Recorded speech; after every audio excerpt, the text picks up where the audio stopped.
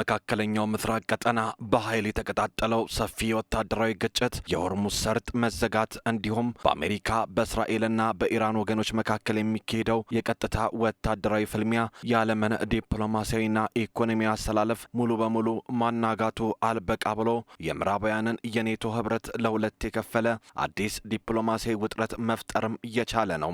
የቀድሞው የእንግሊዝ ጠቅላይ ሚኒስትር ኬር ስታርመርና የፈረንሳይ ፕሬዝዳንት ኢማኑኤል ማክሮን የጦርነቱን መስፋፋት በመቃወምና የዓለም አቀፍ ሕግ የበላይነት እንዲከበር በመሟገት ከትራምፕ አስተዳደር ጋር ሆድና ጀርባ ሆነዋል።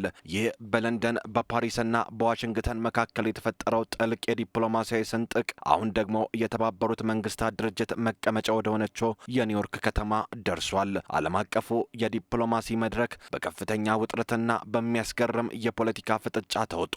በዓለም አቀፉ የወንጀለኞች ፍርድ ቤት ICC የታወጀባቸው የእስራት ትዕዛዝ እንደ ደመና እያንዣበበባቸው የቆየው የእስራኤሉ ጠቅላይ ሚኒስትር ቤንጃሚን ኔታንያሁ አሁን ደግሞ ወደ ግዙፏ የኒውዮርክ ከተማ ሊያደርጉት ባሰቡት ጉዞ ምክንያት የታሪክ ታላቁን የሕግና የፖለቲካ ፍልሚያ ቀስቅሰዋል። የኒውዮርክ ከተማ ከንቲባ ዞህራን ማምዳኒ ኔታንያሁ በመስከረም ወር በሚካሄደው የተባበሩት መንግስታት ድርጅት ጠቅላላ ጉባኤ ላይ ለመገኘት እግራቸው አሜሪካ አፈር ላይ ካረፈ በጦር ወንጀለኝነታቸው በሕግ ቁጥጥር ስር ልናውላቸው እንችላለን ሲሉ የሰነዘሩት ድንገተኛና አስደናቂ ማስጠንቀቂያ በዋሽንግተንና በቴል አቪቭ ሰማይ ላይ ትልቅ መብረቅ ሆኖ ተተኩሷል።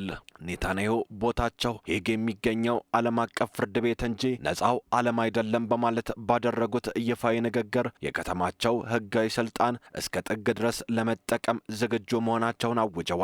ይህ የከንቲባው አቋም በቴል አቪቭ በኩል ከፍተኛ ቁጣን የቀሰቀሰ ሲሆን የእስራኤል መንግስት በሰጠው ምላሽ ዓለም አቀፉን ፍርድ ቤት ICC የይስሙላ ፍርድ ቤት ሲል አጣጥሎታል። ነገር ግን ይህ የከንቲባው ዛቻ በነጩ ቤተ መንግስት በኩል ድጋፍን ሳይሆን ተቃውሞን ቀስቅሷል። የከንቲባውን አቋም ሙሉ በሙሉ ውድቅ አድርጎታል። የአሜሪካው ፕሬዝዳንት ዶናልድ ትራምፕ በሰጡት ምላሽ ኔታንያሁ በአሜሪካ ምድር በማንኛውም መንገድ ይሁን በምንም አይነት መልኩ አይታሰሩም ሲሉ የደህንነትና የዲፕሎማሲ ዋስትና ሰጥተዋል።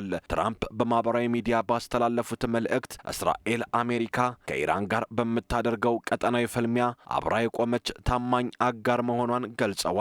የትራምፕ አስተዳደር ቀደም ሲልም ቢሆን የዓለም አቀፉን የወንጀለኞች ፍርድ ቤት ውሳኔዎች በጽኑ ሲቃወም የቆየ ሲሆን በፍርድ ቤቱ ዳኞች፣ አቃቤ ሕጎችና በእስራኤል ላይ የምርመራ ውሳኔ በሚያስተላልፉ አካላት ላይ ማዕቀብ በመጣል ፍርድ ቤቱን የማዳከም ሰፊ ዘመቻ ሲያካሄድ መቆየቱ ይታወሳል።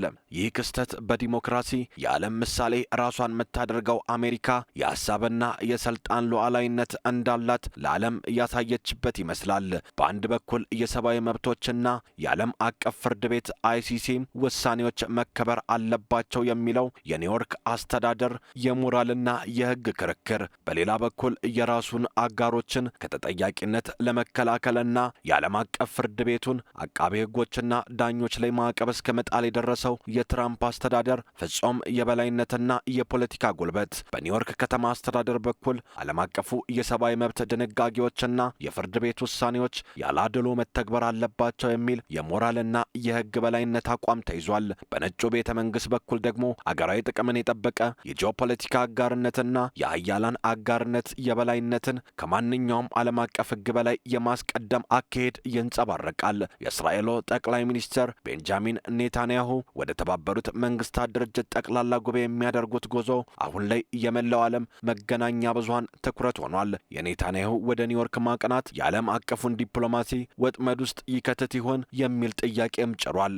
መስከረም ሲጠባ በኒውዮርክ ጎዳናዎች ላይ የሚታየው ትዕይንት የፕሬዝዳንቱ ፍጹም የደህንነት ከለላ ያሸንፋል ወይስ የከንቲባው ሕጋዊ ማስጠንቀቂያ? የኒውዮርክ ፖሊስ አዛዦች የፕሬዝዳንቱን ትዕዛዝ ይከተላሉ ወይስ የከንቲባውን ሕጋዊ መመሪያ? ይህ ጥያቄ መላው ዓለም በጉጉትና በስጋት እንዲጠባበቅ አድርጎታል።